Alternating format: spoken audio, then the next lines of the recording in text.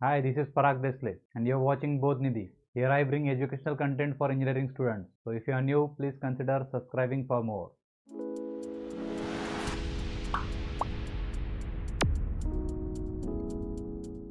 So I welcome you back in this lecture series on refrigeration and air conditioning experiments. In the previous sessions, we have seen the experiments of refrigeration. In the today's session, we'll be discussing about air conditioning. We'll perform the trial on air conditioning test rig. तो पहले हम psychometric processes के types समझेंगे। हमें पता है कि psychometric process हम साइकोमेट्रिक चार्ट के ऊपर रिप्रेजेंट कर सकते हैं। तो ये मैंने साइकोमेट्रिक चार्ट दिखाया है। तो इसका एक्स एक्सिस जो होता है, इसके ऊपर हम ड्राई बल्ब टेम्परेचर प्लॉट करते हैं। जैसे यहाँ से 0 से लेकर ड्राई बल्ब टेम्परेचर बढ़ते जाता है एक्स एक्सिस के अलावा। सो dry bulb temperature on x axis, और वाई एक्सिस के ऊपर हम ह्यूमिडिटी प्लॉट करते हैं।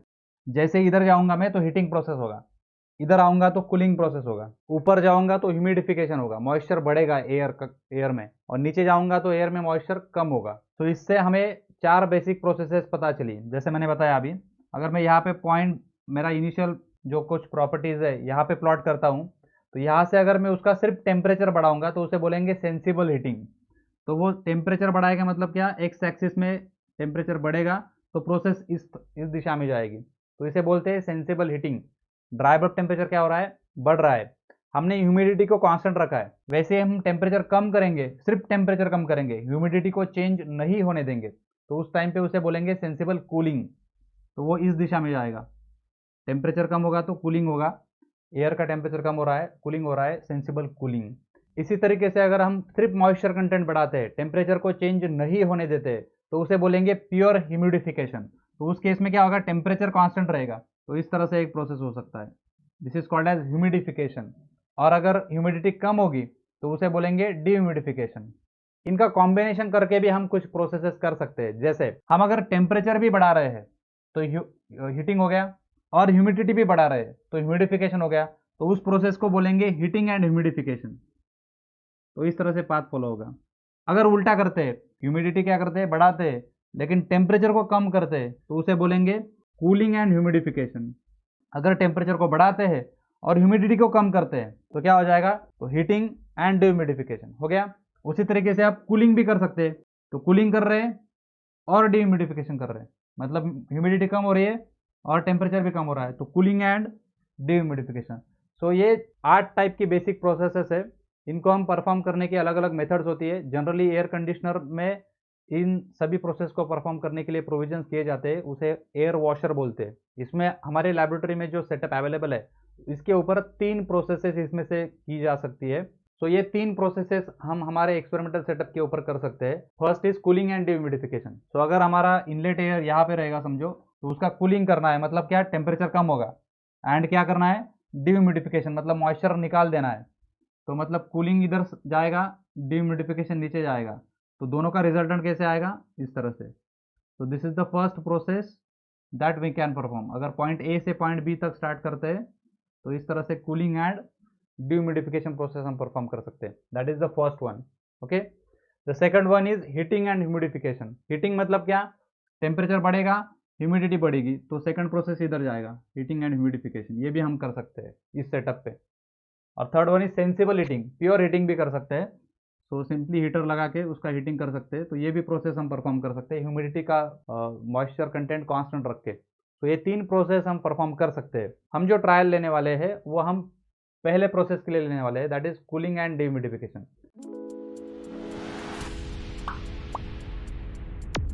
तो अभी हम एक्सपेरिमेंटल सेटअप डायग्राम देखते हैं। इसमें हमें क्या करना होगा, एयर को, अगर एयर के ऊपर अगर हमें प्रोसेस करनी है तो एयर को एक डक्ट में कैरी करना होगा। तो उसके लिए हमने क्या किया, एक स्क्वायर डक्ट ले लिया, देख रहे हो।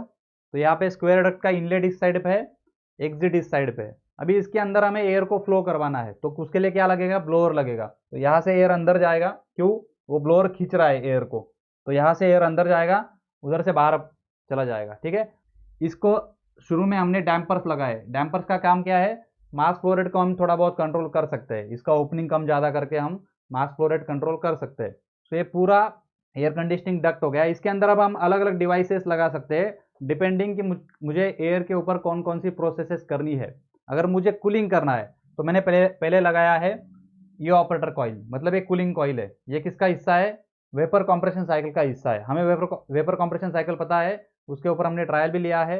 पिछले एक्सपेरिमेंट्स में मैंने एक्सप्लेन किया है, प्लेलिस्ट में आप देख सकते हो कि वेपर कंप्रेशन साइकिल कैसे काम करता है।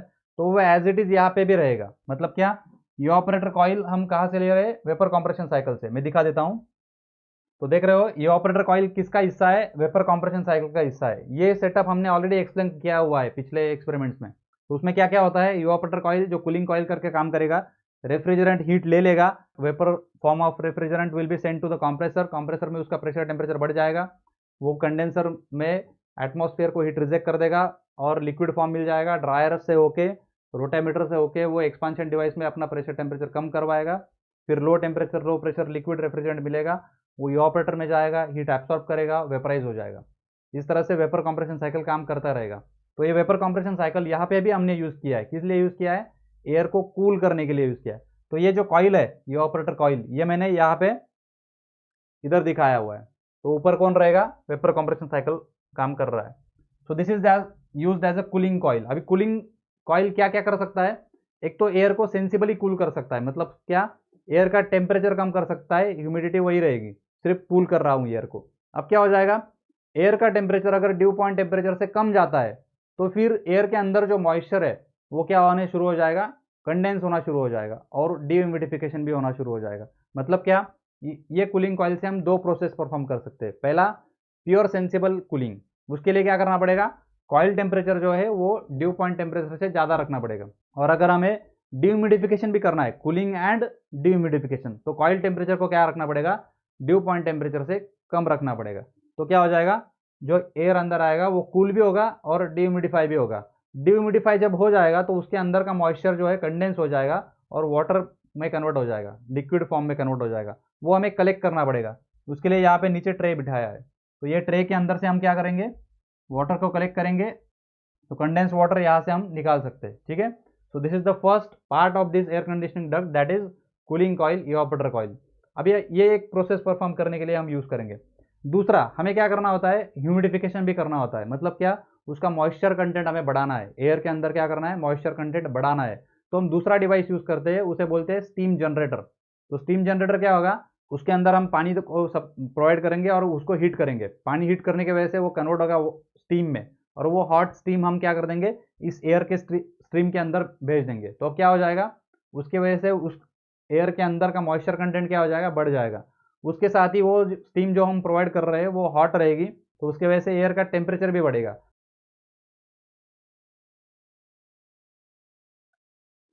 सो ये स्टीम जनरेटर बन गया। तो अभी ये यहाँ पे क्या हुआ है, देखो आप, एक कुकर यूज़ किया है, उसमें क्या किया है, हीटर यूज़ किया है। उसके कुकर के अंदर एक इलेक्ट्रिकल हीटर फिट किया है, जिसके अंदर हम पानी को फिलअप करेंगे।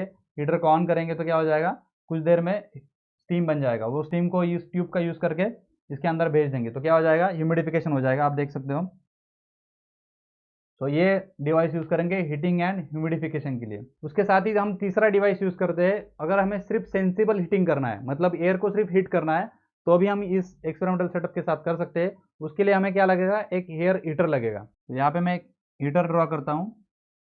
तो एक हीटर लगा दिया। अभी यहाँ पे इलेक्ट्रिकल हीटर है, इसको इलेक्ट्रिकल सप्लाई रहेगा।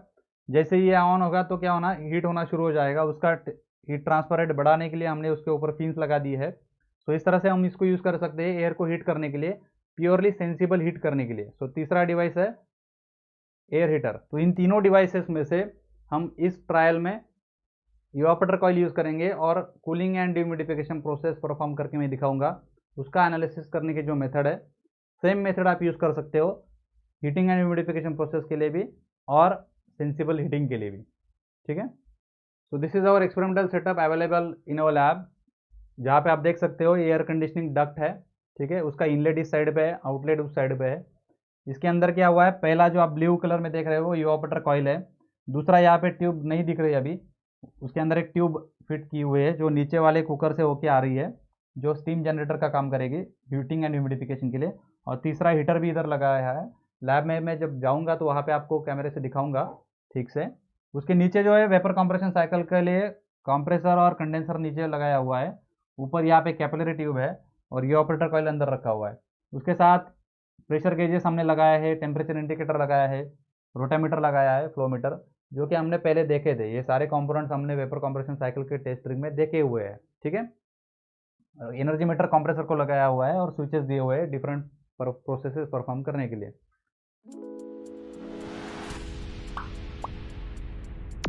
जो स्पेसिफिकेशंस आर, रेफ्रिजरेंट हम R134 ये यूज़ कर रहे हैं वेपर कंप्रेशन साइकिल के लिए। जो कंप्रेसर को एनर्जी मीटर लगा है उसका एनर्जी मीटर कांस्टेंट दिया हुआ है, एटमॉस्फेरिक प्रेशर है। डक्ट का क्रॉस सेक्शन जो है 20 बाय 20 सेंटीमीटर का डक्ट है, ठीक है। और डेंसिटी ऑफ एयर हम 1.225 एज्यूम करेंगे।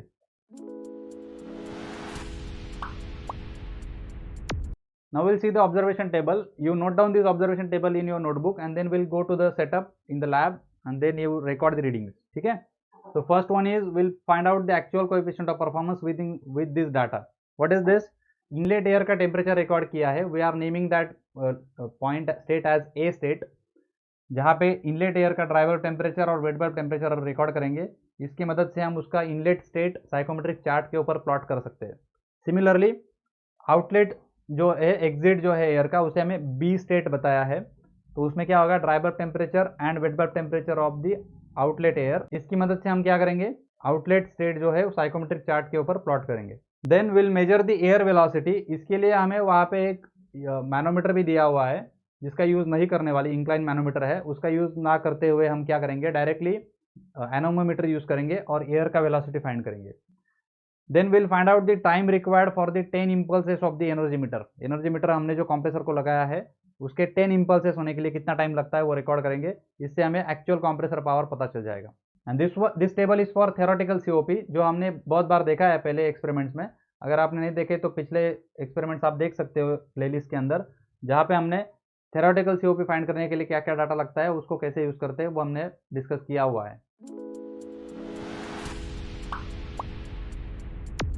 So let us see air conditioning test rig, where we can observe that there is a horizontal white duct which is a square cross section duct whose inlet is to this side. So this is the inlet of the duct with louvers, and there is outlet to this side. So this is the outlet where the blower is fitted, which is a fan.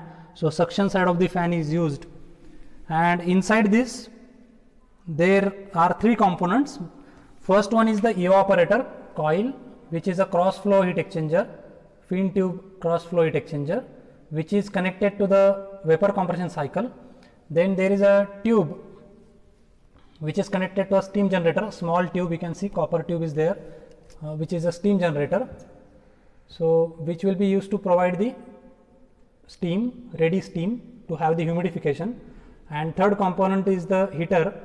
So this is a heater which is connected to the electricity, which will produce heat and which will supply the sensible heating.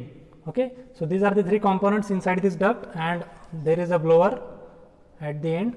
So the vapor compression cycle is there, and the evaporator, this blue evaporator, is connected to the compressor which is placed at the bottom of this device. So this is the compressor. Then first one is the evaporator, next is compressor, then there is a condenser, and expansion device is located here at the control panel. So these are the four components of vapor compression cycle. In between them the four thermocouples are mounted at these four locations. Then there is a suction pressure gauge, entry of the compressor, delivery pressure gauge, exit of the compressor, and HPLP cutout for the electrical safety. This is your expansion device. This is rotameter to measure the mass flow rate of the refrigerant. So this is, and dryer is there in the circuit to absorb the moisture from the refrigerant. So this is complete vapor compression cycle, where compressor is connected with the energy meter to record the compressor power. That will be controlled with this switch. So this is one part of the setup, which is vapor compression cycle, which will be used to have the cooling and dehumidification process. So this is the first type of process that we can perform on the air, that is cooling and dehumidification. Second is pure humidification, heating and humidification, that can be achieved with this steam generator. So with the help of this humidifier, it is actually a cooker fitted with a pressure cooker, with there is a heater inside this pressure cooker. So with the help of that pressure heater we can produce the steam. So it is a small steam generator, and the outlet of this cooker is passed to the tube. So the tube is passed into the duct. Okay, so once the steam is generated, we can have the heating and humidification process. So this is the second type of process. And third is sensible heating. With the help of this heater, as I have shown you, this is a sensible heater for the sensible heating process. Okay, so these are the three processes that we can perform with this setup. And if you observe, this button is there for air handling unit, that is blower. This is for compressor of vapor compression cycle. This is for humidifier, means the steam generator, heater for the steam generator, and this is the heater for air. So that will be used to have the sensible heating. So this is how the complete experimental setup is. We have to complete this trial in 3 steps. First, we will start the vapor compression cycle and we will allow it for the steady state, and then we will record the inlet dry bulb temperature with the sling psychometer. So this is a sling psychometer. With the help of this, we will record the inlet dry bulb and wet bulb temperature. Similarly, outlet dry bulb and wet bulb temperature. With the help of that, we can plot this cooling and dehumidification process on psychometric chart. This is the first process. Second one is humidification, that will be achieved with this steam generator. Okay, so at that time also we will record the inlet and outlet dry bulb and wet bulb temperature. And third one is your sensible heating process. At that time heater will be on, and again dry bulb and wet bulb temperatures will be recorded at inlet and outlet. So in these 3 steps we are going to conduct the trial. Now for the first stage, I will switch on the main switch and compressor. So let us switch on the main switch. Then we'll have to switch on the air handling unit, that is blower. So with the help of this I can switch on the blower, and we will have to switch on the compressor. Okay, so this is compressor is on. Now after this we have to record the inlet and outlet dry bulb temperature once the steady state is achieved, and this pressure gauge readings and temperature readings. So after 2 hours we will take the readings. Okay, so it is almost 2 hours now. So firstly we will record the inlet dry bulb and wet bulb temperature. To record the wet bulb temperature, I will have to weight this weak material with the water. So with the help of water I will make this weight. So enough water has to be there to make it completely weight. Once it is completely weight, now we will have to rotate this in inlet air to record its inlet wet bulb temperature. So I will have to rotate this with 3 to 4 meter per second for certain period of time to get the constant wet bulb temperature. So let me rotate it.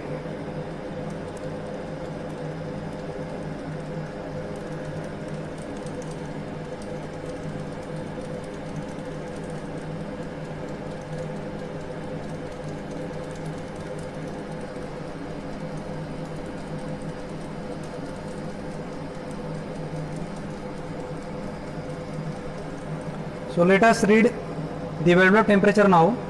So record wet bulb temperature as 24 degrees Celsius at inlet. So now let us record the dry bulb temperature. We can see that the dry bulb temperature at inlet of the duct is 28 degrees Celsius. So it is 28 degrees Celsius. Now let us record the readings for vapor compression cycle.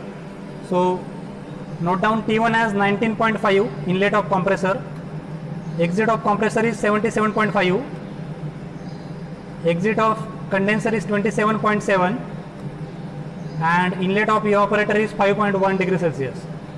Then record the suction pressure as 2.5 kg per centimeter square, delivery pressure as 16 kg per centimeter square, and mass flow rate of refrigerant as 14 liters per hour. It is 14 liters per hour. Now let us record the reading for energy meter. We are going to measure the time required for 10 impulses of energy meter.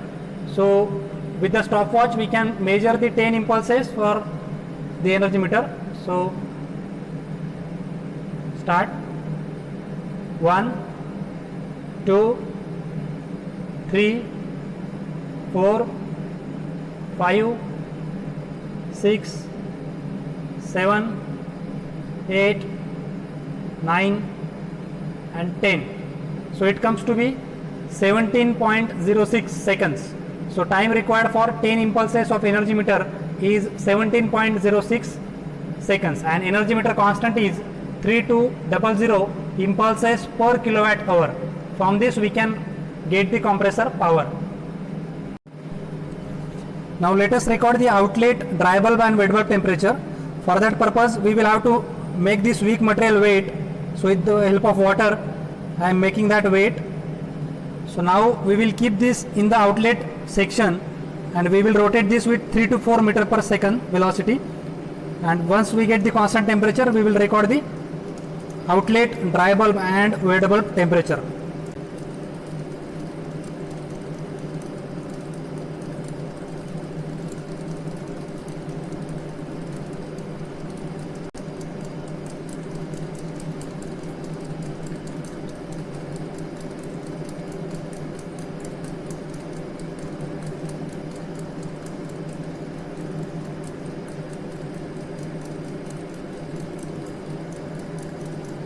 So let us see.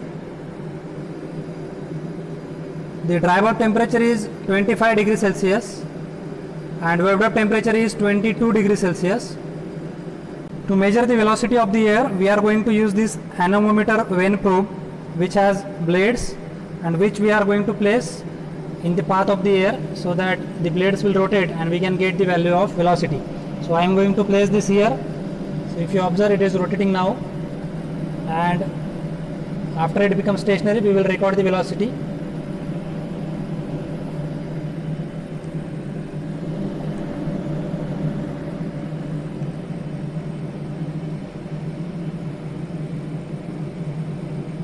So it is 5.2 meters per second. So here you can observe that there is a drip, that is cooling and dehumidification is taking place. So this drip pipe is showing us the water droplets which are coming out of the tube. So that is dehumidification of air. Moisture is getting condensed on the evaporator coil and that is drained here. So that is cooling and dehumidification is complete now.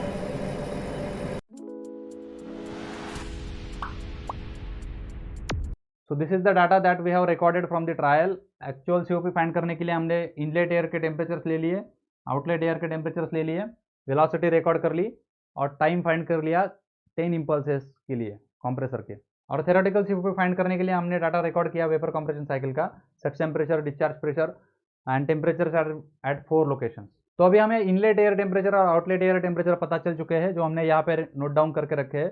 अभी इनको use करेंगे और process को plot करेंगे psychometric chart के ऊपर। उसके लिए क्या करना पड़ेगा, इनलेट स्टेट को प्लॉट करना पड़ेगा और आउटलेट स्टेट को प्लॉट करना पड़ेगा। तो इनलेट स्टेट को कैसे प्लॉट करना है वो समझाने के लिए मैं क्या करता हूँ, एक रफ डायग्राम पे आपको पहले समझा देता हूँ। तो इसके ऊपर हमें क्या करना होता है, पहले ड्राई बल्ब टेम्परेचर की, अगर इनिशियल इनलेट स्टेट दिया है ड्राई बल्ब टेम्परेचर और उसका वेट बल्ब टेम्परेचर, ये दो वैल्यू हमें दी हुई है। तो क्या करना होता है, पहले हमें ड्राई बल्ब टेम्परेचर की वर्टिकल लाइन फाइंड कर लेनी है। तो ड्राई बल्ब टेम्परेचर जो भी दिया रहेगा, समझो 28 दिया है, तो 28 से मैं एक वर्टिकल लाइन ड्रॉ कर लूंगा। तो एक लाइन मुझे मिल गया। अब इसके ऊपर मुझे पॉइंट ढूंढना है, उसके लिए दूसरी इंफॉर्मेशन चाहिए। उसके लिए दूसरी इंफॉर्मेशन क्या है, वेट बल्ब टेम्परेचर दिया हुआ है। तो वेट बल्ब टेम्परेचर कैसे प्लॉट करते हैं, तो वेट बल्ब टेम्परेचर के लिए हमें क्या करना होता है, एक्स एक्सिस पे वो वैल्यू ढूंढो जो वेट बल्ब टेम्परेचर की वैल्यू दी है, उसे क्या करो, सैचुरेशन कर्व तक प्रोजेक्ट करो। हो गया। कभी कभी सैचुरेशन कर्व के ऊपर वेट बल्ब टेम्परेचर के रीडिंग्स दिए हुए होते हैं, अगर नहीं दिए हैं तो एक्स एक्सिस से वो वैल्यू को उधर प्रोजेक्ट कर लो। ये अभी वेट बल्ब टेम्परेचर का पॉइंट मिल गया। यहाँ से वेट बल्ब टेम्परेचर की लाइंस कैसी होती है, इस तरह से होती है, उनको पैरेलल लाइन ड्रॉ करो। और ये ड्राई बल्ब टेम्परेचर की लाइन जो हमने ड्रॉ की थी, वहां उसको जो जहां पे वो इंटरसेक्ट करेगी वो उसका स्टेट हो गया। तो सेम प्रोसेस हम यूज करेंगे अभी इनलेट एंड एग्जिट को प्लॉट करने के लिए। तो इनलेट स्टेट का डाटा क्या है, देखो inlet air temperature, dry bulb temperature जो है 28 डिग्री सेल्सियस है। तो क्या करना होता है, एक्स एक्सिस के ऊपर ड्राई बल्ब टेम्परेचर है, तो 28 डिग्री सेल्सियस कहाँ पे है वो फाइंड करो। जैसे यहाँ पे 25 दिख रहा है, 26, 27, 28, यहाँ से एक वर्टिकल लाइन ड्रॉ करना पड़ेगा। तो मैं कर लेता हूँ।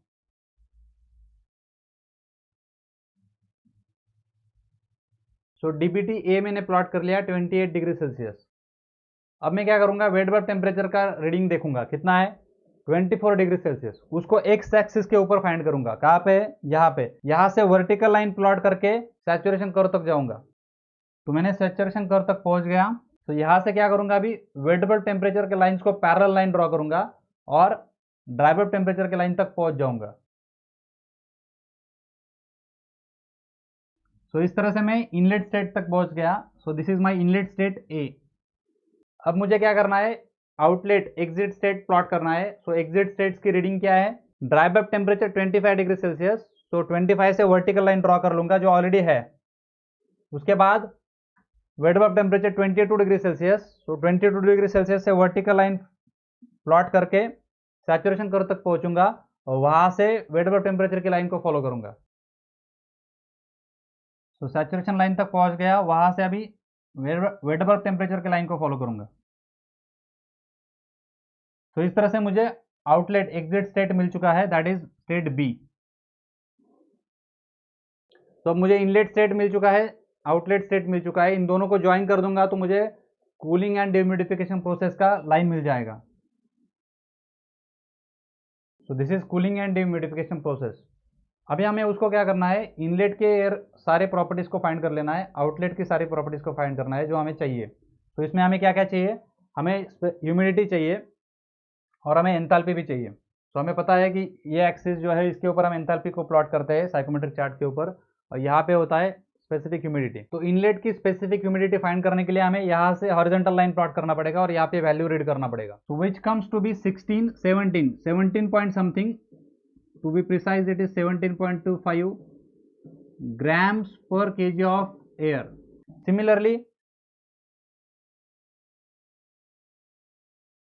in the same way we'll find out the enthalpies at inlet and outlet. तो enthalpies कैसे फाइंड करते हैं, यहाँ से हम कांस्टेंट एंथैल्पी लाइन को फॉलो करेंगे और यहाँ पे आएंगे और यहाँ की वैल्यू रीड करेंगे, that will B inlet enthalpy. तो इनलेट की एंथैल्पी फाइंड करने के लिए मैंने कांस्टेंट एंथैल्पी लाइन के ऊपर लाइन को प्रोजेक्ट किया और यहाँ पे मुझे वैल्यू मिला 71, 72, 72.2, this is kilo joules per KG. Similarly अब मैं कांस्टेंट एंथैल्पी लाइन को फॉलो करूंगा पॉइंट बी से होके और स्केल के ऊपर रीडिंग को रीड करूंगा। So that is how we have got enthalpy and specific humidity of inlet and outlet. So for the process A to B, cooling and dehumidification, we have got this information from the psychometric chart. Now we'll use this to analyze the required information. Now to start with the calculations, हमें mass flow rate of air को find करना है। उसके लिए हमें क्या लगेगा, velocity of air हमें पता है, with the help of anemometer हमने measure किया। So velocity of the air is 5.2 metre पर सेकंड। और डक्ट का क्रॉस सेक्शन हमने फाइंड कर लिया, डक्ट का जो साइज है वो 0.2 मीटर बाय 0.2 मीटर है। तो क्रॉस सेक्शन में पता चल गया 0.2 into 0.2 that is 0.04 metre square. फिर हमने मास फ्लो रेट हमें पता है, मास फ्लो रेट क्या होता है, density into volume flow rate. So density into volume flow rate, volume flow rate क्या होता है, velocity into area of cross section. So rho A V, इन सब में मैं वैल्यू डाल देता हूं 0.2548 kg पर मीटर क्यूब। अभी हमें क्या करना है, कितना वेपर हमने कंडेंस किया, मॉइस्चर कितना रिमूव किया वो अगर फाइंड करना है, डिह्यूमिडिफिकेशन प्रोसेस में कितना मॉइस्चर रिमूव हुआ है वो अगर फाइंड करना है, तो हमें हमारे पास क्या है, इनलेट का स्पेसिफिक ह्यूमिडिटी है, आउटलेट का स्पेसिफिक ह्यूमिडिटी है। Mass of the water vapour removed is mass flow rate of the air into higher specific humidity minus lower specific humidity. तो वैल्यूज डाल दो। अभी यहाँ पे ह्यूमिडिटी जो है वो ग्राम्स में थी तो हमें यहाँ केजी में कन्वर्ट करना पड़ रहा है। सो 17.25 इंटू 10⁻³ kg पर केजी ऑफ एयर, ठीक है। तो इस तरह से हमें पता चला कि 0.4459 ग्राम्स पर सेकंड के रेट से हमने मॉइस्चर को रिमूव किया है। Now to find out the actual coefficient of performance, will have to find out the actual refrigerating effect, कितना रेफ्रिजरेटिंग इफेक्ट एक्चुअली मिला है। तो वो क्या होगा, जितना एयर ने हीट को दे दिया उतना रेफ्रिजरेंट ने ले लिया, तो एयर ने कितना हीट लूज किया वो फाइंड करने के लिए हमारे पास एंथैल्पी ड्रॉप है, कितना एंथैल्पी ड्रॉप हुआ उसको मास फ्लो रेट से मल्टीप्लाई कर देंगे। तो total energy lost by the air, total heat lost by the air and that will be same as the heat gained by the evaporator coil. तो evaporator का actual refrigerating effect मिल जाएगा। तो refrigerating effect is mass flow rate of air into higher enthalpy minus lower enthalpy. Put the values, so it comes to be 1.3965 kilowatts of heat is being removed by the evaporator coil from the air. So to find out the compressor power, हमारे पास energy meter का reading है। Energy meter में हमने क्या किया था कि 10 impulses के लिए कितना टाइम लगता है वो हमने फाइंड किया था। सो time required for 10 impulses was 17.06 seconds और हमारा एनर्जी मीटर का कांस्टेंट था 3200 इम्पल्सेस पर किलोवाट आवर। अभी 1 किलोवाट आवर मतलब कितना एनर्जी वो हम पहले समझते हैं। 1 किलो, किलो मतलब कितना 1000, वैट मतलब कितना जूल्स पर सेकंड, आवर मतलब कितना 3600 सेकंड्स। तो सेकंड सेकंड कैंसल्ड, क्या बचा 1000 इंटू 3600 जूल्स, मतलब कितना, 1000 को अगर मैं किलो में कन्वर्ट कर लेता हूं तो 3600 kilo joules means 1 kilowatt hour energy is how much, it is amount of energy, it is 3600 kilo joules of energy. अब एनर्जी मीटर कांस्टेंट को ऑब्जर्व करो, क्या है, 3200 इंपल्सेस 1 किलोवाट आवर के लिए, मतलब अगर वो 3200 टाइम्स ब्लिंक होता है तो कितना एनर्जी कंज्यूम होता है, 1 किलोवाट आवर, मतलब कितना, 3600 किलो जूल्स। अगर वो 3200 टाइम्स ब्लिंक होता है तो उतने समय में 3600 किलो जूल कंज्यूम हो जाते हैं। हमने कितने बार ब्लिंक करवाया उसको, हमने 10 इंपल्सेस करवाए हैं, तो वो कितना एनर्जी कंज्यूम करेगा, that is work of compression, amount of energy.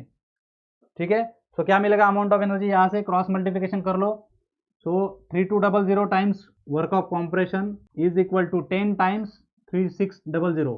यहां से क्या मिल गया मुझे, amount of compression energy consumed, ये क्या हो गया, किलो जूल्स हो गया। अभी हमें क्या चाहिए, रेट ऑफ एनर्जी चाहिए, कितने समय में हुआ ये, 17.06 सेकंड्स में हुआ है, so this is kilojoules, so rate of energy would be this value divided by 17.06, तो ये क्या आएगा, kilo joules per second, 0.6594 kilo joules per second, मतलब kilowatt, so that is what the actual compressor power is।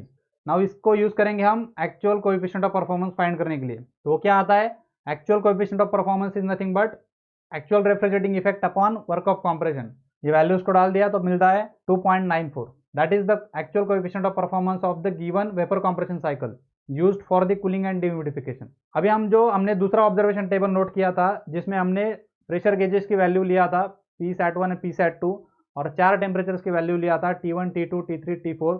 इन सबको use करके हम theoretical COP find कर सकते हैं इन स्टेप्स को यूज करके। ये स्टेप्स मैंने पिछले एक्सपेरिमेंट्स में डिटेल में एक्सप्लेन किया है, आप उस सेम प्रोसेस को फॉलो कीजिए, given for the given data you will find theoretical coefficient of performance। So that is how we have completed our today's trial, where we learned how to perform the different psychometric processes, how to plot them on the psychometric chart, how to use string psychometer, then we learned how to calculate, analyze any psychometric process, and we learned how to find out the actual coefficient of performance of the given vapor compression cycle। So this was the today's session। If you have any kind of questions you can put me in comment section, I'll answer them surely। आपके suggestions है तो आप comment section में डाल सकते हो। आपको अगर वीडियोस अच्छे लगते हैं तो चैनल को सब्सक्राइब कीजिए, शेयर कीजिए। Thank you very much.